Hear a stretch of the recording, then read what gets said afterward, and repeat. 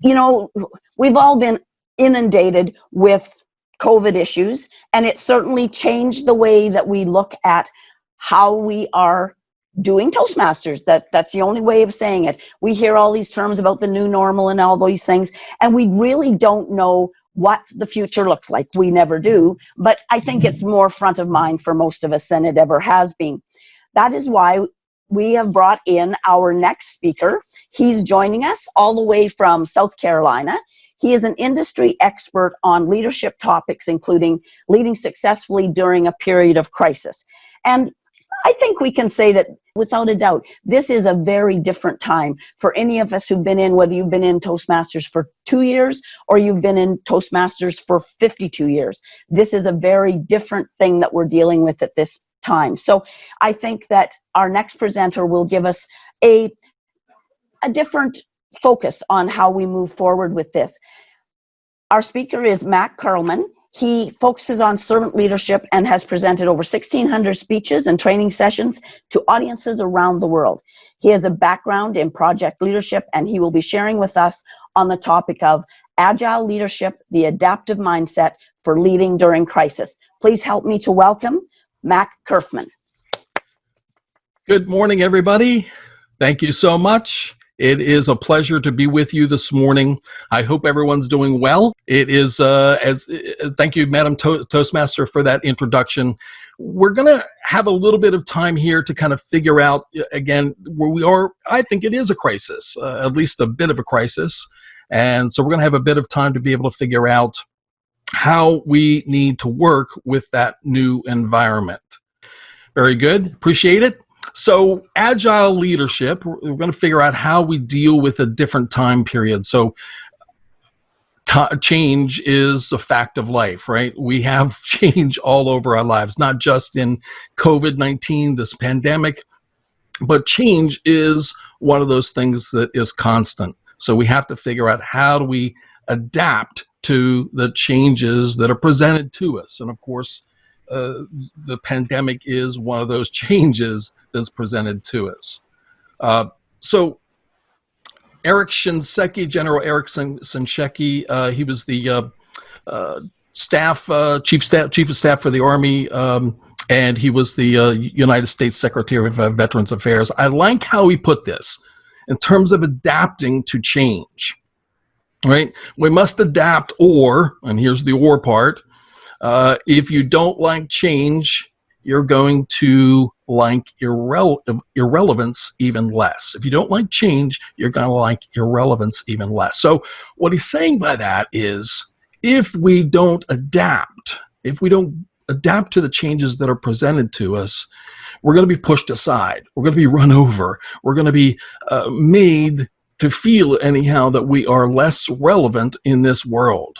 And none of us want to be less relevant. Of course, no one really likes change, or very few people like change. Remember the 80-20 rule, right? In change, there's a 20-50-30 rule, 20-50-30. So that means that 20% of people are typically friendly toward change. 50% of people sit on the fence, neither supporting change or rebelling against it. But then we have fully 30% who typically will resist change. Right? So 20, 50, 30. And so now you can probably look at the people around you, look at the staff that you work with, look at the people that you work with, look at your family members, look at the people that you serve with in Toastmasters. You can probably identify those people who are in which camp, right? Or do they support change? Do they resist change? Or do they kind of sit on the fence and see how things go? So I'm going to ask you a specific question now, right? You got to think about this. I would like you to think about this. Where do you sit? Where do you sit? Do you typically support change? Do you sit on the fence? Or do you resist change? So it's important to think about change, particularly in this time period, the way the world is today. Change is going on all around us. Now, change, interesting enough, change creates. Change is a creator, if you want to think about it that way. Change is a creator. Change, first of all, creates growth. We grow in the midst of change. Hopefully you can look back and see your footsteps in the sand and see over the past 3 months how you have grown, where you have grown. In fact, I'll submit it this way. We cannot grow unless we change. Change is necessary for growth. So, of course, we don't want to resist the change. We all want to grow. So think about that. Well, change creates growth. Change also creates opportunities. There are opportunities presented in change situations. Even in the midst of this pandemic, there are opportunities to take advantage of. I'll give you an example. In addition to speaking and training, I have a little coffee roaster company. I roast coffee in my garage, a tiny little company. It's one of the things I do for fun. But when I started seeing, when the pandemic hit and we started seeing people staying home, right? Our governor of South Carolina said, stay home. I started seeing an opportunity. Coffee shops all around the state, all around the country, all around the world closed, right? So how are people going to drink coffee? One of the opportunities I saw was more people are going to drink coffee at home. So what I did was I started advertising a little bit more, changed my marketing a little bit, and focused in on marketing for people homebound. And I'll tell you, I have sold more coffee in the last 3 months than I did in all of last year. It was an opportunity that presented itself. And you need to be able to look for those opportunities. Look for the opportunities. So change does create opportunities. Of course, change creates a mess as well. I mean, you don't need to look far to find the mess in this world right now, right? Change does create a mess, and you need to get comfortable with that mess. Now, some of us are a little more comfortable with the mess than other people. But you got to get comfortable with that mess. It's going to be messy. Even as we could go back to work and as we start to get back to some kind of normal, it's still going to be messy. You need to enjoy the mess. Change also introduces additional change. This is where we get into the loop process, right? We're going from change to change to change to change. Change is constant. I mean, it's one of life's truisms. Change is going to go on forever, right? So change does introduce more change. So we got to think about that. And it's really going to be important to understand the changes that we're going through and really importantly, understand how to then respond to the changes that are being presented to us. Our response is going to be critical. So let's say some change event introduces itself, right? The pandemic has introduced itself into this world. And that's a huge change event. It's changed not only your lives, my life, all around the world. It's changed everybody's life around the world. So it's a huge change event. But think about that change event. That event plus our response to that event, right? How we react to the changes in our life. And that response is going to, so the change plus the response is going to equal an outcome. Change plus, the change event plus our response will equal the outcome. So our response, see, the change event, we don't have a lot, if any, control over that change event. We do have control over our response. And I'll give you an example there. When the governor first announced here in South Carolina to stay home as the response to the pandemic, I'll be honest with you, I moped around for a couple of weeks. I'm used to traveling. I've traveled all over the world. In January, I was in Senegal, traveling for 2 weeks, teaching and speaking. And I like traveling. I love teaching other people. So for a couple of weeks, I was just moping around the house. My response wasn't where it should have been, and the outcome of that response showed. Right. So after a couple of weeks, I began to realize what I was doing. My response then changed.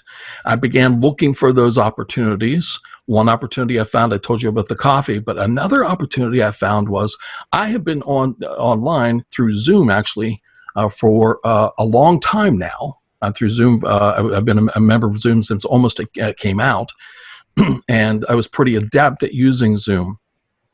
So a lot of people weren't at that time. So a lot of people are more adept at it now. But now, so I began to teach other people. I had classes and several seminars on how to use Zoom and how to present in a better way in a virtual arena. So the outcome then was I got actually a lot of business from that as well. It wasn't the intention, but I was just trying to serve my fellow man by doing that. So the change event plus our response is going to equal that outcome. So here's the next question I want to ask you. I don't want you to think about these questions. How are you going to respond to the changes this year? What is your response going to be? And I want you to think about this response in 4 ways, in 4 categories, if you will. Responding differently, perhaps, than we have in the past, right? So first difference I want to think about is, what are your goals? Thinking about, again, your clubs and how you lead your clubs. What things are you going to do differently? What goals are you going to have different from the past? Dan was just sharing again, hopefully, what goals you might have and how they may be different than what you've had in the past. So different goals. Also, different thinking processes. Different ways of thinking. You can't, again, the response to the pandemic needs to be different than our responses from the past. So how am I going to respond differently in my thinking? How am I going to respond differently in my actions? Dan was also just talking about action plans. What different action plans are you going to have as a result of this pandemic? And also, not just the pandemic, but after it, does what it does, and we go back to some kind of normal, there's going to be other changes. So how are you going to respond in different ways? So actions, and then the last one is in our planning. Thinking specifically about how we plan our year, your year, the Toastmasters year, and everything else in our lives. So different ways of planning. So let me carve that out for a moment and think and talk a little bit about planning process. We'll talk a little bit about a traditional planning process versus an agile planning process. So the traditional way we plan things, whether it's a project or an activity or something, or our year, right, toward our goals, there's a predictive process. We know what this year is going to hold. In the past, we have, mostly changes happened, but mostly the year has been pretty predictable. We're going to have X amount of meetings. We're going to meet at a particular place and time, and it's fairly predictive. We've had well-defined scopes. That is, we know specifically what we're going to accomplish and how many meetings we have. So what we do is pretty well scoped out for us. We can put plans together, action plans, as Dan was saying, very detailed action plans, as a matter of fact, with specific milestones and schedules to them. Change is highly discouraged. Changing the plan in midstream is highly discouraged. That's the traditional model, the traditional planning approach. The agile planning approach, which is what I'm advocating and what I'd like you to consider this morning in terms of your club and also your life. Think about these things as they apply not just to your club, but to your life as well. So think about the unknowns, right? The agile approach works well when we don't know a lot of things. And again, in this pandemic, there are a lot of things we don't know. Plain and simple. The Agile approach works really well with the unknowns. It works well in a fluid or dynamic environment where things are changing all the time. And we're seeing that now. We're seeing, okay, well, we can go back to work, or no, now we're seeing some spikes in areas of the world. And in fact, my area of the world right now, we've seen some of the highest incidences right now. So there's kind of a pullback a little bit. So fluid and dynamic. The approach to planning is both iterative and incremental. Iterative and incremental. So iteration, so think about planning not for the entire year, but think about planning small segments of the year. So let's just do for the first month. Here's our plan for the first month. And then we'll do month 2, maybe a couple of weeks later, right? It might be a rolling planning approach. So iterations of the plan. Instead of one big plan, you're going to have multiple plans. Iterative process. Also, the plans are incremental. Right? So we're going to get to our goals, but it's not going to be all at once. We're going to be getting increments along the way. So both iterative and incremental. In the Agile approach, learning is highly promoted. We learn. That's why we do the iterative and incremental approaches, because we learn through that process. We learn what will and what won't work. I applaud you all this morning for being here, learning how to be better leaders. I also applaud you for using a tool like Zoom, right, for 200 and some odd members, 270 members or something like that. It's a bit of a risk, but here's what's going to happen. You're going to learn things. Okay, here's what we can do. Here's what worked. Here's what didn't work. And you're going to go back and refine that. That's the iterative and incremental process. We're going to learn from the process. And of course, change is expected. Change is the norm in this process. And we're going to go through, again, not just in this pandemic, not just the changes relative to the pandemic, but changes all throughout our lives as well. So traditional versus agile planning. Agile leaders, I just read a very interesting article in the Harvard Business Review, and the link is down below there. Agile leaders, again, in this article from Harvard Business Review talks about, again, they list 7 out. I only list 4 here, but the first one is to sharpen our focus. As leaders dealing with all kinds of issues, as leaders dealing with all kinds of people who, again, in a crisis situation, a pandemic situation, some of us are all over the place, right? We have concerns about our family, we have concerns about our loved ones, concerns about our jobs and how we're going to pay our bills and all kinds of issues. Leaders need to focus. How are we going to accomplish our goals? How are we going to help our people accomplish the goals that we need to accomplish? So leaders have to be that focal point, if you will, and help their teams be able to focus. Optimize failure is another one. Optimize failure. It's important that we fail, right? Failing is good. Failing is okay. We're also going to learn from those failures, right?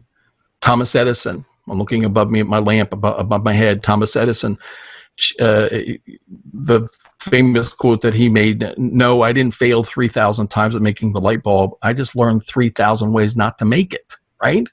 So it's failing is okay. But what we have to do is learn from those failures. So optimizing the failure process, the mistakes, is okay. It's okay to make the mistakes, but we got to circle back. What are we going to learn and do things differently the next time? Build optimism. Agile leaders build optimism.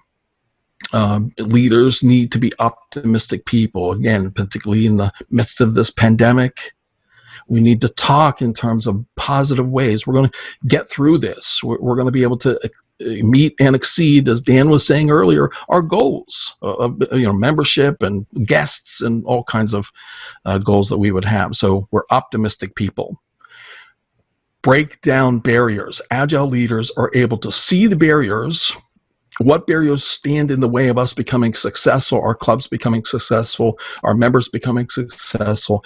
And they are able to find ways around those barriers, to break down the barriers, to problem solve, to be more innovative in the way they approach the issues and the problems. So Agile leaders break down barriers. So 4 important things I think Agile leaders do in terms of the process. So real quickly, I'm going to give you 6 things, how to lead in a crisis. So 6 particular things. One is look for those opportunities. And I just talked about a couple of opportunities I saw. In the midst of what we're going through, look for opportunity. They're there. I guarantee there's some opportunities that are there. We need to look for those and take advantage of them. Make friends with the unknown or unfamiliar. Get comfortable being uncomfortable. Be comfortable with the mess, with the unknown, the unfamiliar, because we are going to go through it, period. We're going to be in this a while. Purposely change your routines. You know, if you're used to a certain routine, I'm used to a certain routine when I get up out of bed in the morning, right? We're creatures of habits, humans are. So change up your routines. When we change a routine, introduces new things to us. We see the world with different lenses. We see the world in a different perspective when we change our routines. Also, develop an instant perspective. An instant perspective. So when something changes, when there is an event that happens, when there is not just the big events, but the small events as well, we need to be able to look for, okay, here's the 30,000 foot picture. Here's looking out the airplane. Here's the 30,000 view of this issue that we're dealing with. Now, what does that mean for me being able to accomplish my goals that I've set out? So an instant perspective on what's going on. Be proactive. Proactivity. I put Stephen Covey down there, The 7 Habits of Highly Effective People. If you're not familiar with that book, please, I will beg you, and I don't get anything out of this, believe me, but I think it's one of the best books ever written. I've read a lot. You can see the wall of books behind me. No, it's not a backdrop. They're real books. I read a lot, about 100 books a year. And so this was The 7 Habits of Highly Effective People is one of the best books I've ever read. Be proactive. That's one of the best ways to lead. I think one of the best ways to be able to get through a crisis is I want to think proactively about it. I want to plan ahead. What might happen? Plan for all the contingencies. So when something does happen, I'm prepared. Right? So proactivity. The last one. Surround yourself with change-oriented, or I will say change-obsessed people. Surround yourself with people who love change, not with people who don't enjoy change. I happen to be one of those people who I am obsessed with change. I love change. I drive my wife crazy with it. But surround yourself with people who like change and are good with change and think about the possibilities and are proactive people. A couple of quick tools as we wind down our time here. Sometimes we think of ourselves as left brain or right brain people. Don't believe it. I mean, maybe you're more apt at using your left brain versus the right brain, but you can use your whole brain. Figure out ways to use your whole brain. That's going to help you get up over many of the problems and issues that are being presented to us. Create OODA loops. Observe, orient, decide, act.